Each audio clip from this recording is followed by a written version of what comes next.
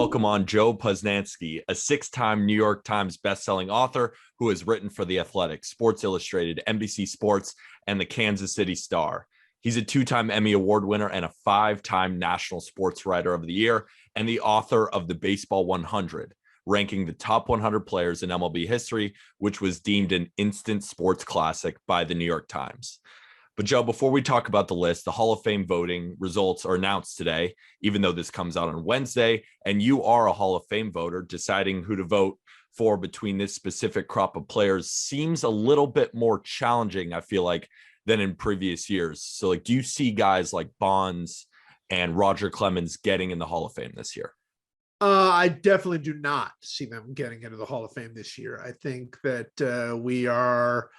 As we are recording this, we are 6 hours or so away from the announcement, and I think what people are going to see when this actually comes out is that David Ortiz was elected, and only David Ortiz. I think it's pretty clear that despite this being the last time around on the ballot for Roger Clemens, for Barry Bonds, and then for Sammy Sosa. As well, and in a whole different realm and category, Curt Schilling. I don't believe that there's the appetite for any of them to go in the Hall of Fame. You need 75%, and that's a very, very high threshold. And I think there was a time early on in the whole Bonds and Clemens scenario when it seemed like, by the time we get to the 10th year, enough people will have just said, okay, they've paid their price, they're going to get in. But that never happened, and so they are not going to get in, I don't believe, and but I do believe David Ortiz will. Joe, that's one induction in 2 years. Does that make you cringe a little bit? It makes me cringe a lot. I mean, it really does. We had a moment last month, and of course, I'm sure everybody who listens to this is a baseball fan and knows. There's a difference between the Baseball Writers Association of America voting in, and then there are veterans committees that vote in. So last month, two different veterans committees put in 6 total players, and including my great friend Buck O'Neill, who I wrote my first book about, and but also Jim Cott and Tony Oliva and Gil Hodges and Minnie Minoso. I mean, it was a real celebration. I mean, I think that's what the Hall of Fame is supposed to be. It was celebrating the greatest games in the history of baseball. And instead, this thing has turned into a, very complicated, and I'm not saying who's right or wrong, but a very complicated argument about what the Hall of Fame means and who is worthy and who isn't worthy. And we've gotten so far away from baseball. It's very sad to me. So yeah, one guy going in, I think, is very sad. And I'm looking on the horizon, and it doesn't, there are some players that are going to get in, but it's looking pretty sparse, to be honest with you. Yeah. And we could, spend an hour launching into the intricacies of the Hall of Fame, but we instead want to launch into the intricacies of the Baseball 100. That is your most previous book that has come out. Before we do that, where did the love for baseball history come from? Because I think we have felt it in spurts, Peter and I. We find the story of old Hoss Radbourn and we run with it because it's awesome. But you ran marathons with 100 guys. Like, you got into the nitty gritty. How did this come to be for you? Well, probably the same way that came to be for you, right? You hear a story and about a player. I think you fall in love with the game first. You fall in love with playing the game. You fall in love with your local team. You fall in love with a certain player, and then as time goes on, you begin to realize there's this great history of this game, and that goes back to before you were born, and suddenly you're watching. For me growing up, I'm watching whoever, Ron Guidry or Fernando Valenzuela, and somebody says, "Oh yeah, you think they're good? You should have seen Sandy Koufax and Bob Gibson." And and it's like, well, who are these guys? Who is Sandy Koufax? Who is Bob Gibson? So for me, I think it really came on honestly, and then as a writer, these stories, like you can go so deep in them. I mean, that to me, it was the most fun part of doing the Baseball 100 was, I think there are a lot of players in here that, casual baseball fans might know, might not know, or definitely will not know. I mean, there are Negro Leagues players in here that are not super well known. There are some major leaguers in here like Archie Vaughn who are not super well known. But a lot of these players, everybody kind of feels like I know who Mickey Mantle is. I know who Henry Aaron is. I know who these guys are. So trying to find stuff that you didn't know about them, and going deep on that is, I love it. It's one of my favorite things to do. Yeah. And you created this list with the help of Tom Tango, who's the creator of Wins Above Replacement, or WAR. But this list is more about the history of baseball. And I know that there isn't an exact science, based from a stat sheet. But how did you come to terms with how the list would be created?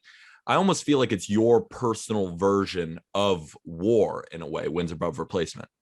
I think it is. Tom is a great guy, and Tom was the guy who helped me start this list. So I went to him and I said, look, I'm going to do this. I'd been trying it for years. I'd started and stopped a couple of times. And I said, I want to do this list and I want to come up with this formula that spits out basically the people who I would consider, based on the criteria that I think is most important, the best players in baseball history. And we came up with this really interesting, cool formula, and it gave us 1,000 players in order. And it's like, oh, this is great. But that's just where it started, right? I mean, like that list of the 100 greatest players, there are a lot of players on that original list that are not in this book. There are a lot of players who are not on that original list who are in this book. The order is completely different because I added all sorts of other things that to me were important, including connecting players to fun numbers and trying to do a lot of fun things like that. So that was where it started. But yeah, for me, it was very much a question of, okay, well, how do you rate a guy like, I'm trying to think of somebody, Pop Lloyd. Okay. Pop Lloyd played in the Negro Leagues before the Negro Leagues, right? I mean, he played as an African-American, he played in various leagues in the teens, in the 1910s, and went on. Now, how am I going to compare Pop Lloyd with Ozzie Smith? I mean, it's silly. So at some point for me, it was a matter of, all right, I'm going to rank them, but I'm going to rank them based on any number of things, with the statistics being there in the background. But I'm going to rank them as, for the kinds of impact they had on the game, the kinds of players they were in their time, et cetera, et cetera, et cetera. So yeah, it was a pretty good process. And the great thing about it was, and this was really important to me when I realized this, somewhere early on, before I ever even started the writing, I realized that whatever list I came up with, people were going to hate it. There was never a doubt in my mind, no matter what list I did, there were going to be people that were going to really be angry about it. And I not only came to terms with that, I really embraced it. I thought, this is great. That's what baseball is. Baseball is us arguing about why you put, Barry Bonds in front of Henry Aaron. I mean, that's what baseball is all about. And so that was really important. Once I realized, like, look, this is just my list, I'm never going to get it good enough that everybody's going to be happy. That made it a lot easier. Or Griffey outside the top 40, yeah. Joe. There you go. Exactly. And there are tons of arguments, and that's the beautiful part about baseball, and that's the beautiful part about this list. But you mentioned Pop Lloyd, who's number 25 in this list. And according to the list, he's the second best shortstop of all time, behind Honus Wagner. And I heard you say that Honus Wagner was honored when being compared to Pop Floyd. Babe Ruth called him the greatest player anywhere. And the opening line is, we know so little about John Henry Lloyd. So I guess my question is, who is Pop Lloyd and why is he one of the greatest 25 players of all time? Well, I think you probably nailed it right there. I mean, he was this extraordinary player who did everything right in his time, and he was called the Black Honus Wagner. And when Honus Wagner heard that, he said, no, it's an honor for me to be compared to him. So, I mean, that probably gives you a pretty good idea of just how good a player he was. And one of the things that I found very interesting as I was doing this list, because I did this list, the positions were, I did, have positions in mind. I knew I wanted a certain number of pitchers and all of that, but I didn't do this list like, okay, here are the 10 best shortstops and I'm going to put them in different places. I just kind of did the list based on, starting with the Tom Tango formula and that sort of thing. So I didn't, at the time, I didn't say, hey, I'm going to make Pop Lloyd the second best shortstop ever. I just said 25 is where he belongs, and that's where I put him.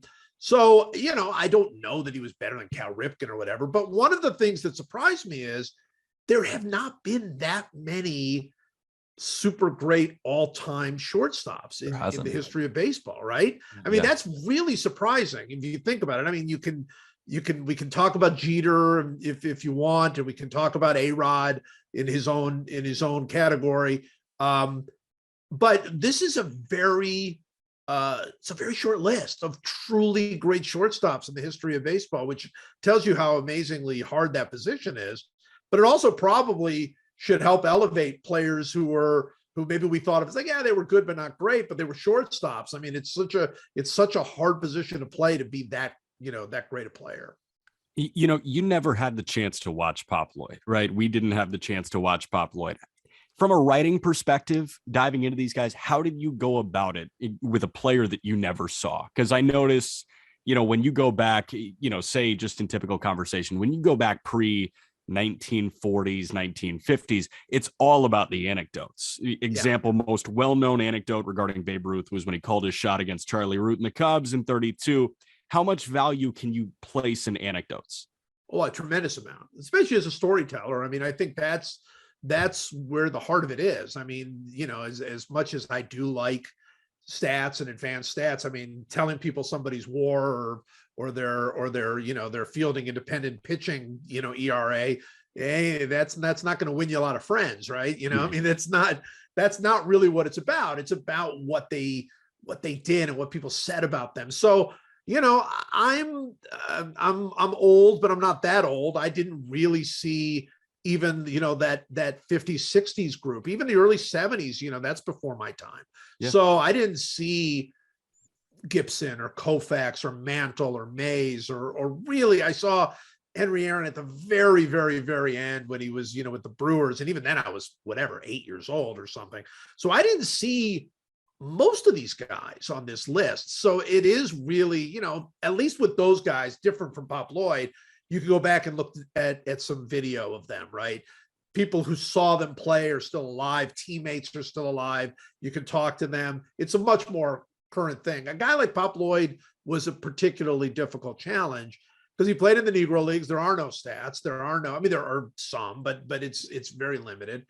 The anecdotes are the anecdotes. I mean, we're not going to get any more. Nobody around now has seen Pop Lloyd play. So we're sort of at a point, but newspapers were amazing things in those days. It's a much smaller group now, but back in the 20s and 10s and 30s and 40s, there were 4 or 5 newspapers in many of these towns, and so you've got all kinds of different anecdotes and stories about these players, and for me, digging into that stuff is as fun as it gets. Sure.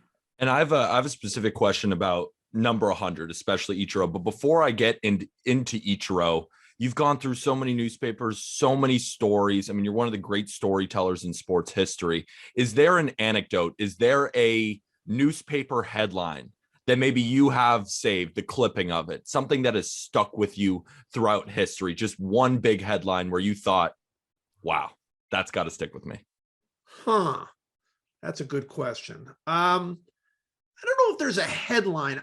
I would say virtually every time I really dive into it. I like this is a baseball podcast, so you guys don't care about this, but I'm writing now about Joe Schmidt, who is a great football player. I'm doing a football countdown. Oh, we still care. Don't worry. The top 100 football is coming. Right. Don't worry. We're football guys too. Well, so I've spent the morning looking at Joe Schmidt things, and there's a great story about Joe Schmidt when he was playing at the University of Pittsburgh.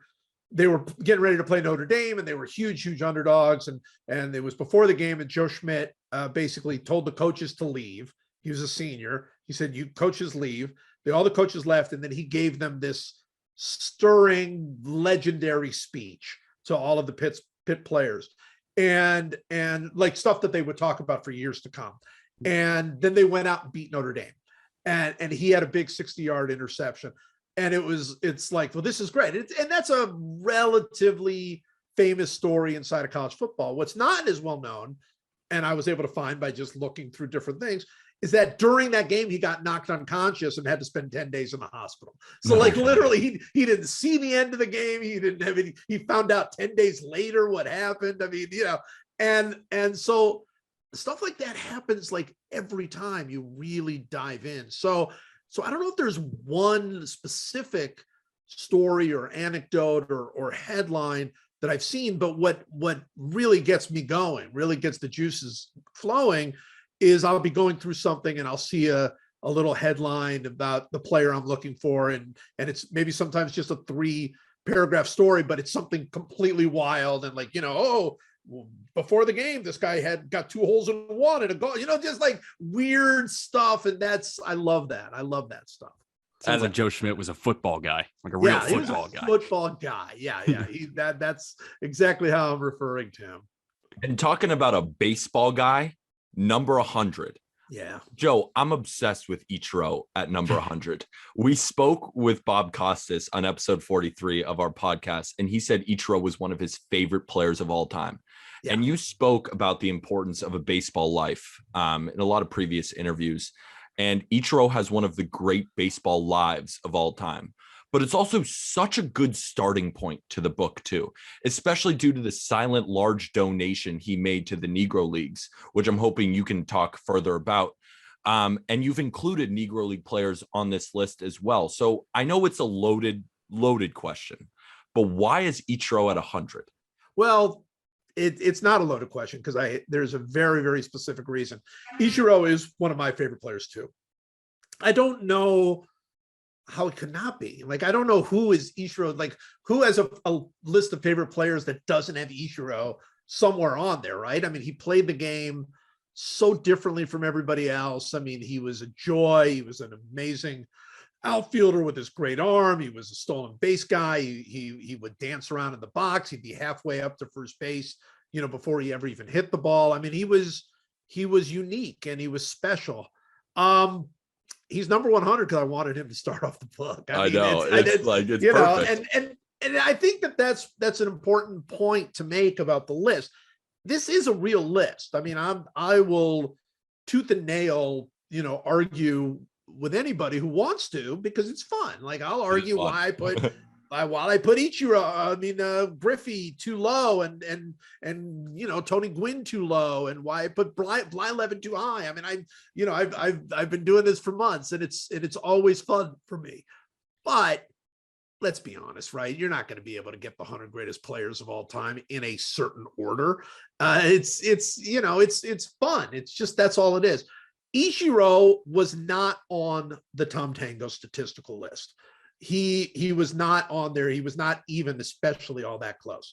Now, there are a lot of reasons for that, including the fact that I will count his time in Japan, and those stats don't. He didn't walk that much. He was not a big power hitter. Like there are, all of the statistical issues with Ichiro's career. To me, there was no way Ichiro wasn't going to be in my top 100. I mean, he was definitely going to be there. So then it's a question of like, okay, look, he's not on the list. I've got to put him in a place. Well, if I put him at 96, that's fine, but that's not special, and Ichiro deserved to me something special. So Ichiro is number 100 because I wanted him to be the first player you saw in the book. I love that. And I just have a quick follow-up about the Ichiro because I mentioned the silent donation that he made to the Negro Leagues, and I feel that story really touched me because I'm sure you can go into it much better than I. No, I mean, it speaks to who Ichiro is, Ichiro just admired Buck O'Neil. We just talked about Buck going into the Hall of Fame. He just had this great admiration for Buck O'Neil, and and Buck saw this too. Like this was their connection.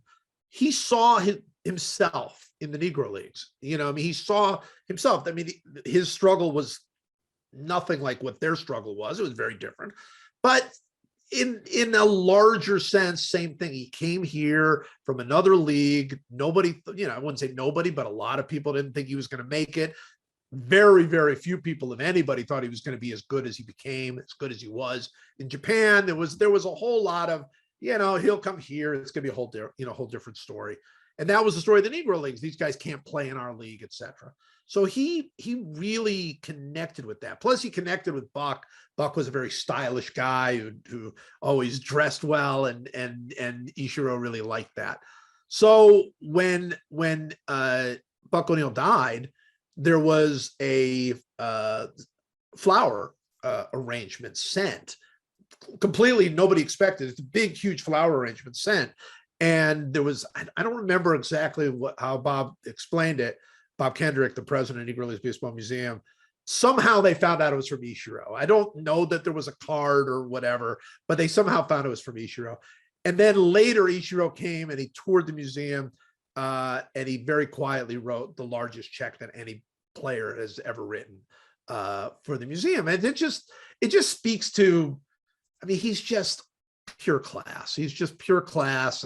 And this is, it's funny when you write a book about the 100 greatest players ever, there are players who were incredibly great players, but did not leave necessarily a huge impact, right? And there are players who left a huge impact, but weren't necessarily as great as some of the others. I mean, Ichiro is that rare figure who was, a legendarily great player, but also made, a much larger impact even than you can, I mean, the way he changed the game. He truly changed the game. He's all class. He's all baseball too. Like that guy is he's going to be around baseball in some capacity until he goes. He's still around baseball. I think he's still pitching. Yeah, he was. I saw a video of him pitching recently, which is nuts. Well, 25 years from now, he'll just come in and he'll pinch hit. You'll be like, you'll just be watching like by then it'll be like a San Antonio whatever Wings game or something, and they'll be like, Ichiro's like 70 years old. He come in, he'll bunt single down the third base line. I mean, the guy is pure baseball. It's hard to outlast Jamie Moyer, but Ichiro's going to do it for sure. Exactly right. So Ichiro is, massive. And we talk about the Japanese influence in baseball a lot, and it's becoming more and more apparent. You see the big money handed to a guy like Masahiro Tanaka, and we might see big money handed to Seiya Suzuki. Ichiro was one of the first movers in that, a guy that was making his impact in Japan that not many people knew. I've got a quick little story for you before we launch into this guy. This is when I knew I was weird when it came to baseball. I was 10 years old. And I was at like a Bulls Sox Academy. I'm from Chicago. I was at like a camp that they were doing, and they had trivia before you went to lunch. And the question was, who has hit the most home runs in baseball history? Okay. And people were saying Bonds, Aaron. And I raised my hand and I said, Sadaharu O. And the camp counselors had no idea who that was. But Sadaharu O checks in the top 100. Yes. Is he the greatest power hitter of all time? Well, you can make the argument that he's the greatest power hitter of all time. I mean, he certainly is I don't see how you could be more iconic, right, than Sadaharu. First of all, his story is pure joy, right? Like, I mean, he was this wild, undisciplined young guy with talent. And in Japan, that wouldn't play that well anywhere, but it really didn't play well in Japan. And then he ends up getting this guru who becomes his hitting coach, who teaches him like with swords. He like learns how to like hit off one foot using like samurai swords. I mean, like it's the craziest, most wonderful story. And then all the home runs he hit. And of course, he did that at a time when Japanese baseball really was not only very separate from Major League Baseball, but very exotic, right? Like it was, we weren't as connected a world at that time. So it was this thing happening really far away. And every so often Major Leagues would send an all-star team over there and they would pitch to him, or Henry Aaron would have some sort of home run derby with him, or some goofy thing like that, just to see how good he was. It's clear he was incredible. And it's clear that had he played here at that time, he would have been, a legendary figure. He would have been a 500 home run guy. He would, he hit for a very high average. He didn't strike out. I mean, he was just this iconic figure. And one of the things that I loved about doing the Baseball 100 is you can't pull these guys out of their history, right? You can't take Sadaharu O and put him into 2022 baseball, right? You can't do that. You can't take Mike Trout and put him back in 1927 with the Yankees. Yeah. So all you can really do is say, okay, how much impact did they have in their own time, and how much can I appreciate the impact? And so, even though, of course, I would have loved to see Sadaharu O play in Major League Baseball, it's almost more perfect that he became this larger than life figure in Japan, who to this day is not only idolized but really honored at every point as not just a baseball hero but a national hero. And Joe, if we're talking larger than life figures, we're talking about some of the greatest power hitters in all of baseball history. Josh Gibson's name has to be in that conversation. I mean, I was reading, they have him quoted at almost 962 total home runs. Babe Ruth called him one of the greatest power hitters, maybe the greatest player of all time. There are just multiple quotes from all-time legends talking about the legend of Josh Gibson. So what's the legend of Josh Gibson? Well, it's the legend is unparalleled, right? I mean, there are more stories probably about Josh Gibson home runs than just about anybody other than maybe Babe Ruth. There's the story of the home run he hit him in Philadelphia that didn't land, right? Like they hit the ball up in the air, it never came down. They caught it the next day. Caught it the next day in Pittsburgh, right? Like that's a great one. The thing about Gibson that I wanted to get at is one, you want to embrace, especially this was true with Satchel Paige and Cool Papa Bell and some of the other Negro Leagues players. You want to embrace the legend, right? Because first of all, that's what we know. But second of all, it's so fun. It's so fun to think about and talk about Josh Gibson and the legend.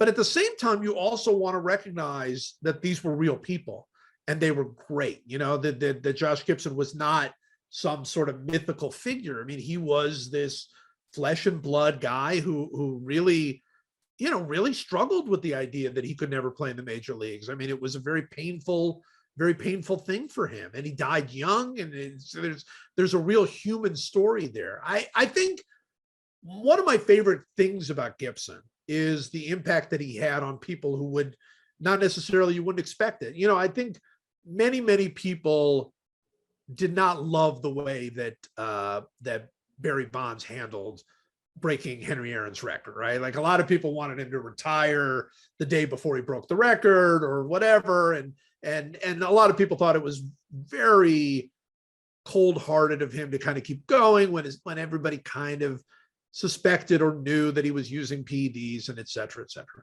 But one thing that Barry Bonds did right was when he broke the record, he was asked how he felt about breaking the record. He said, as far as I'm concerned, Josh Gibson still holds this record. And I think that speaks to, if you're hearing that from Barry Bonds, who was a guy that was not necessarily Mr. Sentimental, for him to respond that way tells you what a huge impact Josh Gibson had. Yeah. And there's another guy currently in baseball that's taken the league by storm. His name's Shohei Ohtani. Yes. And he's often compared to Babe Ruth because he can hit and he can pitch.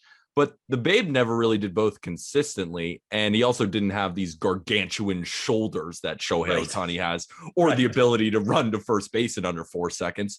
But from going through your list and reading about it, it seems like Bullet Rogan might be the best comparison for Shohei Ohtani, who is ranked inside your top 100. What are these?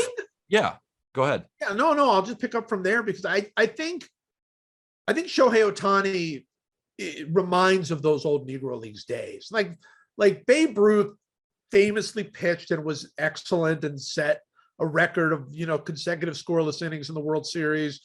And then he was also this great, hitter at the time, within the pitcher context, and then got moved to the outfield and became Babe Ruth, right? The legendary Babe Ruth.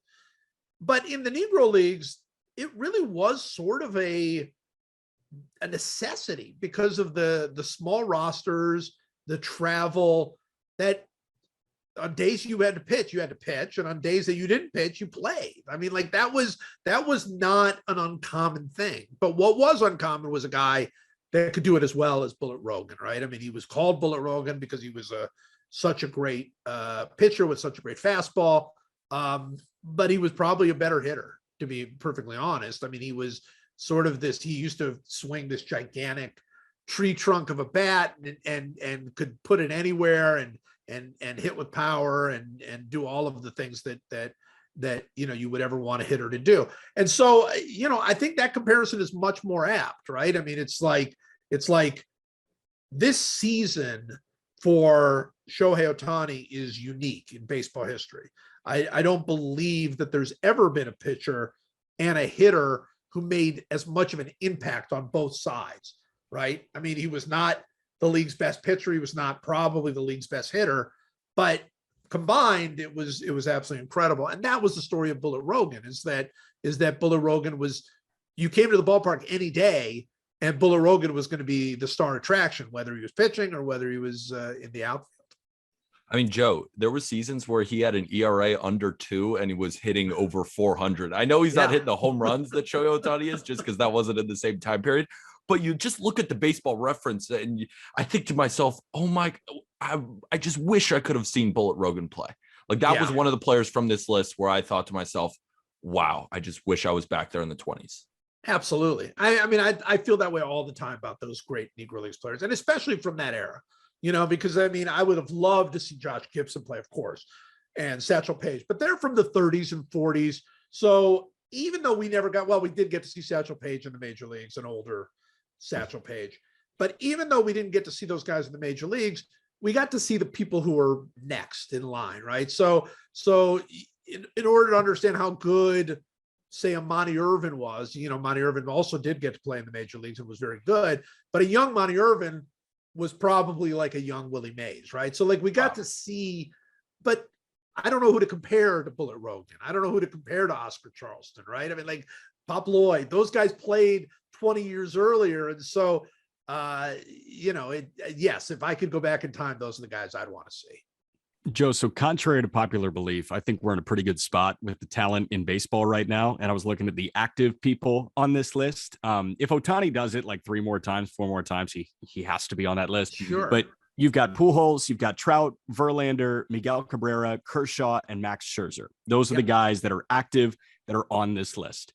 When you watch baseball now, when you turn on MLB.tv, who's joining him? Well, the first person who's going to join him is Joey Votto, because Joey Votto has been texting me constantly, asking me why the heck he's not in the Baseball 100. So Joey, if you're listening, you're going in. He's going in. And I did that book. I mean, in all seriousness, I did that book last year. And he had such a great year. He was already so close to being in. And then he had this great year, and he really is, a guy. But I think you're asking me more about the younger players, and there are several that could be there. I mean, the problem is that great young players will sometimes go into funks and whatever. I mean, look, like, what do we make now of Bryce Harper, right? I mean, if I had done this list in 2015 after his incredible year, I would have said Bryce Harper is going to be on this list, no question about it. And then 4 years later, I would have said Bryce Harper is never going to make this list. There's no chance. And now he wins another MVP, and it's like, hey, Bryce Harper's going to be on this list. So it's tough with young players. But to me, Juan Soto is about as close to a lock as you are going to get for somebody who's 20 years old or whatever he is, 21. I mean, he's Ted Williams. He really is. He's just the modern day Ted Williams. He should have won the MVP, in my view, last year.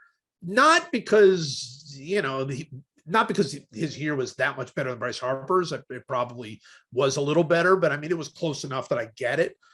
But his year was so counter to everybody else in baseball. Like he does things now that nobody walks more than they strike out, right? Nobody, and certainly nobody walks twice as much as they strike out, which is what we're talking about with this guy. I mean, he went in a stretch for 2 or 3 months there where he just didn't strike out, and he's hitting for power and for average. I mean, what a force. But I mean, there are a bunch of guys that I just love right now. I mean, I agree with you. I think the young talent in baseball is enormous. I mean, it really is enormous. And I don't know where some of these guys are going to end up, but at age 20, 21, 22, I mean, the game is in great shape. And then there's still guys like Mookie Betts and others who are in that next, a little bit older, in the 27, 28-year-old range,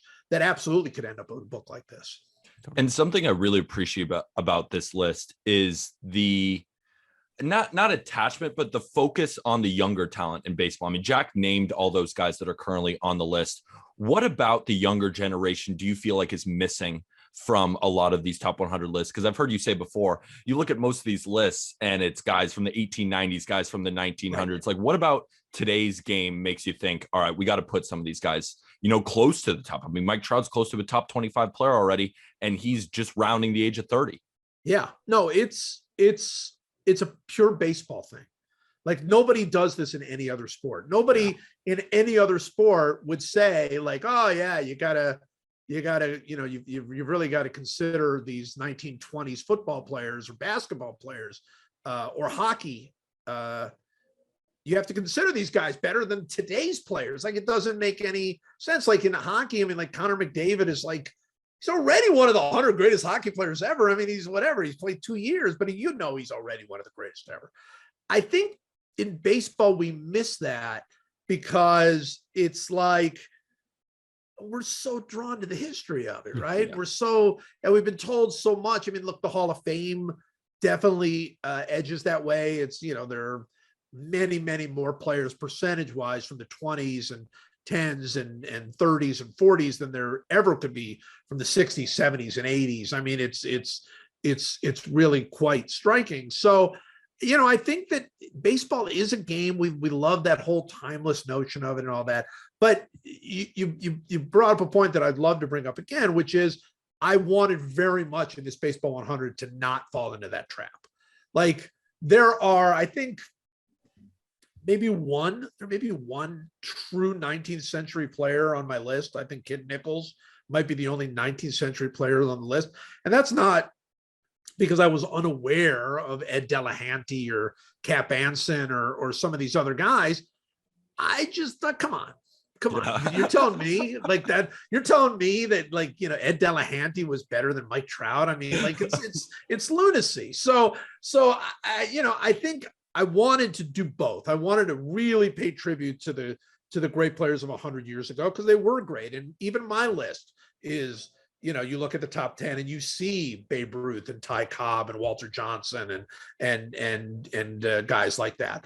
But I also really felt like, hey, probably if you're talking pure baseball, the best baseball in the history of the game has been played the last 25 years. I mean, that's, then these guys are better athletes. They're faster. They're stronger. They have better equipment. The fields are better. The best baseball is being played right now. And I don't think it's right to do a list of the 100 greatest players and sort of avoid that. And I think a lot of people do. I think it's very easy to go, oh yeah, Tris Speaker is number 7 or whatever. And it's like, come on. I mean, no offense to Tris Speaker, who's a great player. He's very high on my list, but I'm thinking maybe we ought to give today's player their due.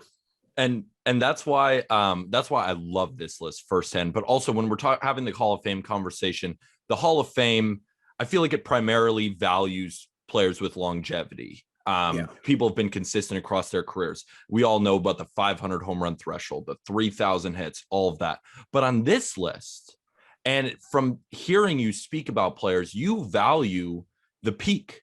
It may only be 2 to 4 years, but you prefer that over the guys who've maybe been in it for 25 years and have put up those counting numbers, but you value that peak. And I'm just so curious of why you value peak performance over longevity. I do. And that was when I was talking about putting that list together with Tom Tango. That was one of the key things I said to him. I said, I want this list to value peak over longevity. I not to knock longevity. It's an incredibly important element of this. And by doing a list like this, you leave out players who had incredible longevity and were incredible players and are generally on lists like this. And so you get yelled at for leaving Eddie Murray out. And, and you're like, you're right. I mean, you're absolutely right. I totally get it.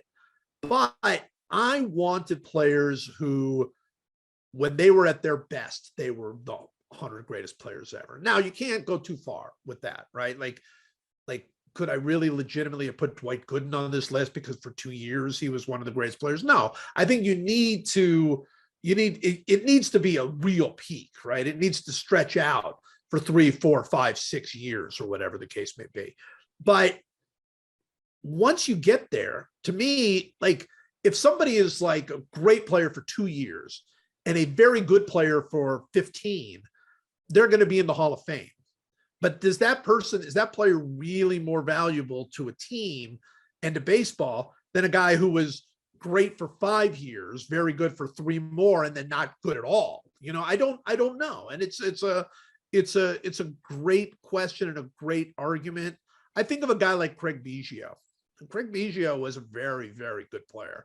And there was a stretch of time where, like my friend Bill James would say he's the most underrated player in baseball, and there was one year I remember he had some crazy year where he like stole 50 bases and like hit 25 home runs and didn't ground into a single double play all year. Like he had like some incredibly great year. But Craig Biggio's in the Hall of Fame because he got 3,000 hits, and he would not be in the Hall of Fame if he'd gotten 2,700 hits. Yeah. But he would have been the same player. He got 3,000 hits because the last 6 years of his career, they kept throwing him out there, even though he was a below average player. And so I don't like that. I'm not opposed to these threshold numbers. I think they're fine. But I want a player who was great, and I want a player who was great for an extended period of time. All right, Joe, last one from me. You've written about the Big Red Machine, Joe Paterno, Jack Nicklaus, Tom Watson, Harry Houdini too. Yeah. I know Joe Schmidt is next. What else is coming for Joe Posnanski? Great question, because I can tell you exactly what's coming. So even though I am doing this football countdown, that is not going to be my next book. My next book is going to be called Why We Love Baseball. And I just announced it a couple of weeks ago. It will be for Dutton Publishing. It's going to come out in 2023, hopefully in the fall of 2023, I think. I don't think it's going to be spring. I think it'll be fall of 2023, right before the World Series, I hope. And it is going to be like if I was, that famous elevator pitch. If I'm on the elevator and I only have 5 seconds to tell you, I'll tell you it's going to be a countdown of the 50 greatest moments in baseball history. Wow. But it's really much more than that for me. It's why we love baseball. It's the 50 moments that to me best represent why baseball is such a great game, why we love it, what it's missing now, what I wish it would come back to, why it's still great, what it still has. So it's going to be 50 moments, and there will be some in there that people will totally recognize, right? Like I can, without giving anything away, I can tell you like Kirk Gibson's home run will probably be on that list, right? Like, I mean, I'm thinking like, the moments that you think of that you're like, oh yeah, that's the most iconic moment. But there are going to be a lot of moments in here, and I'm putting together this list now. That won't be on anybody's list. Some moments that people have never heard of. And I think that's the fun of it. I think the fun of it is that hopefully it's like a history of baseball, but it's going to be a history of baseball told through this crazy, 50 greatest moments list that I'm putting together. I think it's gonna be a lot of fun. I really do. Sounds like it. That sounds like the most fun list I've ever heard. But I have 2 more before you go. One's a stadium food question that I gotta ask you about your favorite hot dogs. But first, for me, because I was a pitcher growing up, the greatest pitcher of all time conversation is one of my favorite debates of all time.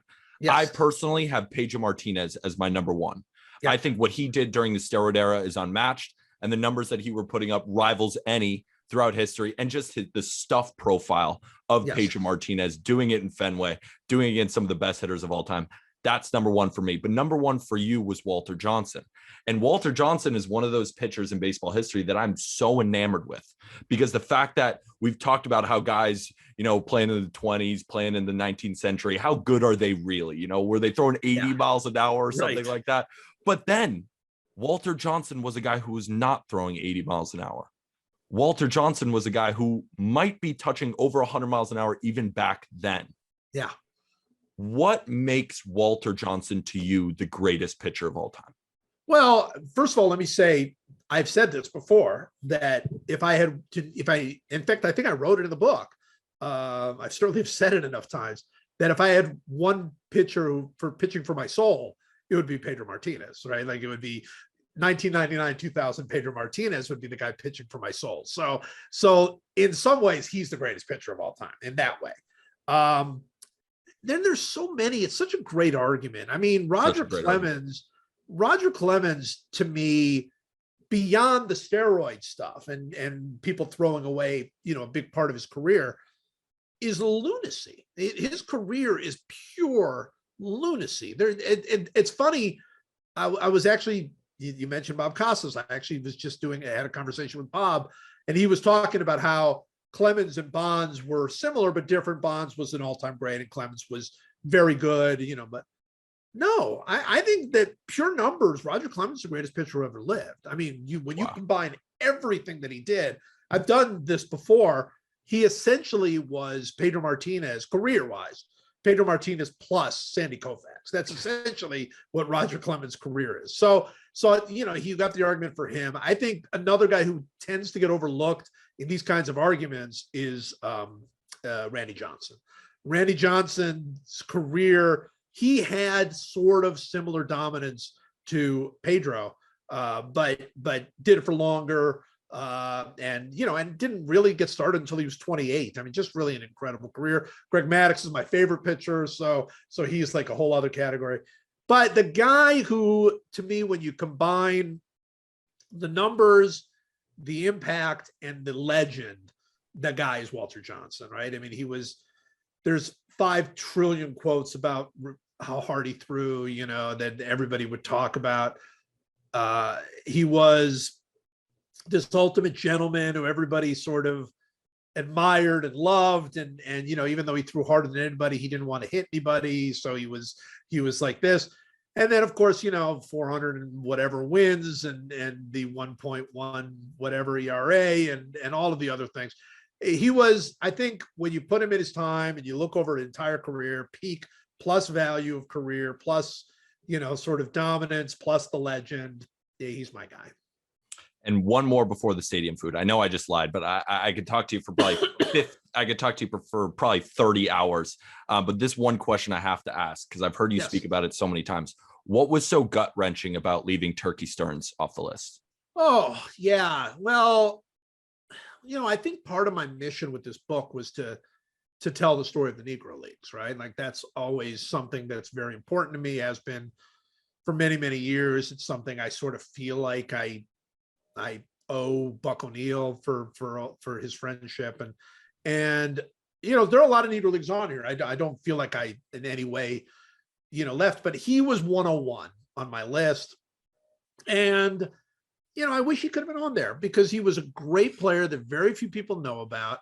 He's a classic character, this great, wonderful character who used to talk to his bats, and they called him Turkey because of the way he ran. And he's got all these wonderful storytelling aspects about him. Just a wonderful, wonderful player. So that's why it was hard for me. I mean, it was hard for me to leave a bunch of guys off this list, to be honest, but he was the hardest because I would have loved to have found a place for him. And of course, then somebody, I actually was saying this at some place and they're like, well, why didn't you just put him on and leave Mike Mussina off? And it's like, well, then I'd be telling you how gut wrenching it was for me to leave Mike Mussina off the list, right? I mean, that's sort of how that sort of thing works.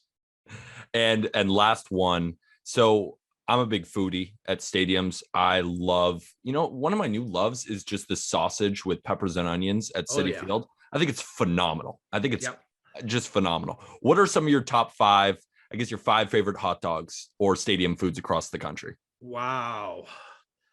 I don't know that I have 5 favorite hot dogs, right? Like I don't know that I've been like, I've had dogs in most of the places. I'm not saying they're the same. They're not. I mean, like Cleveland is great because of the mustard. So that works. The Dodger dog is sort of a legend, and whatever. They used to do this thing in Kansas City where they would call them Sheboygan sausages or whatever. Those were really, really outstanding. But I like some of the specialty foods. Like I like the the crazy sandwiches they do in Pittsburgh. The crab fries at Camden Yards. Crab fries. Yeah. Delicious. Absolutely. I'm actually like, this is going to be this will probably be the only thing anybody talks about if we ever get there. But I think fries should be the great baseball food. I like, if I had the choice, like, nothing against hot dogs. I love hot dogs and it's great. And it goes back to the early 20th century and all of that. But French fries, like, nothing to me feels better than being at a ball game with like a little thing of great French fries. So I kind of believe that should be the official baseball food. I'm so in. And my go-to snack has just become sunflower seeds. I feel like eating sunflower seeds at the ball game. Like, I know that's not a stadium food, but that's just been kind of the go-to when I'm just snacking right here. Great. Always a bag of sunflower seeds. It's great. But it's basically, I mean, Mike Shore, who I do the podcast with, and I have talked about this. It's just eating salt. That's all it is. You're just shoving salt into your mouth and then spitting out the shells. That's it. Just different ways of doing it. I love it. I love that.